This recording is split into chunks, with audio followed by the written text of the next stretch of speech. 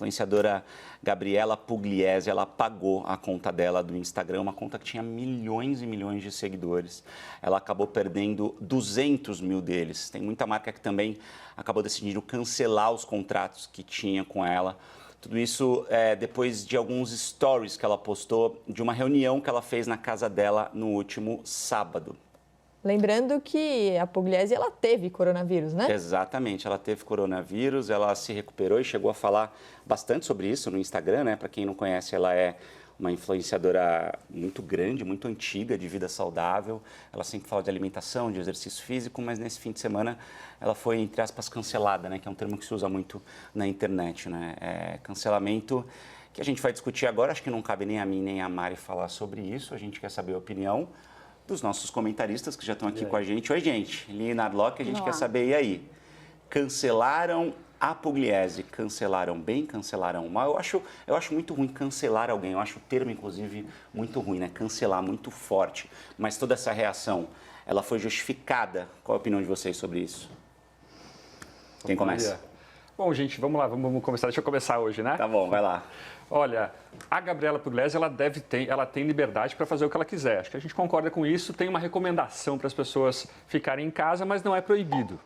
Mas as marcas que patrocinam ela, diversas marcas que patrocinam, também têm todo o direito de não querer se engajar, não querer patrocinar uma pessoa que aí nesse sacrifício todo rompe o isolamento. Então, quer dizer, é liberdade e responsabilidade. Você tem liberdade para fazer o que quiser, mas tem que arcar com a responsabilidade, com as consequências das suas ações. Nesse sentido, eu achei justificado, não teve aí nenhuma histeria. Ela, pelo jeito, ela só cancelou a conta dela por um tempo para depois voltar, né, para parar de perder seguidores e deve voltar mais para frente. Eu acho interessante essa questão das marcas, né, terem rompido. Eu acho que a gente tem que olhar por aí. Porque falar bobagem, a Gabriela Pugliese já falou algumas vezes. Vamos lembrar que ela já incentivou a bulimia, ela vendeu chá para ficar com a barriga seca e foi ela que sugeriu que a gente vazasse o nude das amigas que saíssem da dieta. É bastante bobagem. E assim, ela nunca tinha perdido o patrocínio. Dessa vez, foi uma bobagem muito maior e o impacto foi forte. Mas eu acho importante aqui a gente olhar para essa coisa das marcas repensando aonde colocam o seu dinheiro, né? E eu acho que não é só a Pugliese que está fazendo isso, não. Acho que a pandemia, de uma forma geral, está fazendo com que as marcas repensem isso, né? Então, você, por muito tempo, teve os Ks, que a gente fala, né? Que são os milhares de seguidores, sendo a coisa mais importante para uma marca olhar. Então, fulano tem muitos Ks, a gente vai aqui deixar ele ser o nosso porta-voz. E as marcas estão percebendo que não basta só isso. Precisa mais, precisa conteúdo, precisa ética, precisa respeito, precisa responsabilidade. Isso é muito importante. Isso já vinha acontecendo. Agora, com a pandemia, a gente deu uma acelerada nesse processo e a gente vê que as marcas não querem mais, só, mesmo aquela coisa inspiracional já não serve tanto. Precisa ter propósito.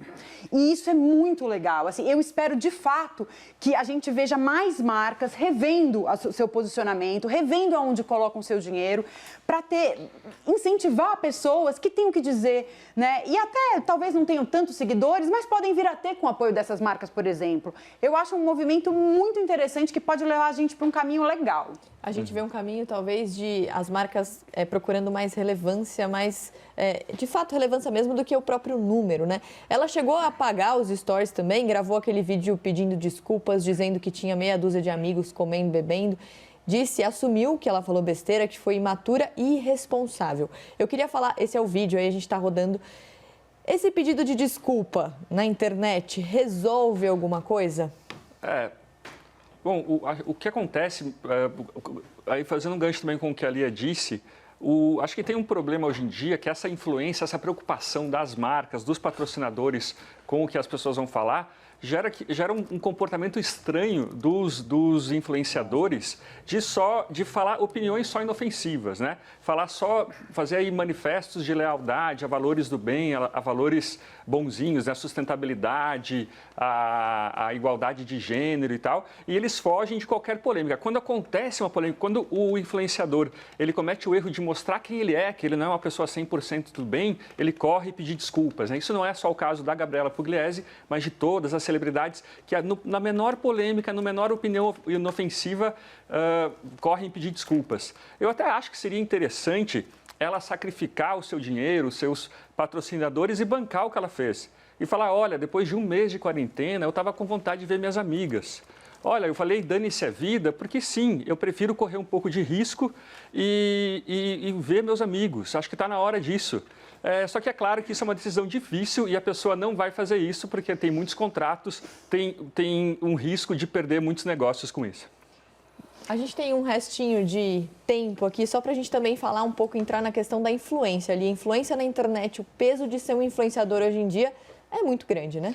É grande, existe uma necessidade de uma responsabilidade social, assim, é preciso ter isso em mente. Eu chamo de responsabilidade digital, né? A gente precisa saber com quem a gente está falando, que tem muita gente vendo, e isso que a gente diz vai impactar um monte de gente, né? É a mesma coisa do presidente, ele é um pouco irresponsável de sair falando para as pessoas saírem na rua, né? E, na verdade, ela também foi influenciada por esse discurso. A gente não pode negar, né, que a gente tem aí o líder da nação influenciando as pessoas a terem esse comportamento que ela teve, né? Isso é uma coisa importante. E eu queria lembrar que, assim, as pessoas estão de olho, né, no que a gente está fazendo e muitas vezes elas vão apontar o dedo mesmo, né? E ela está pagando um preço alto.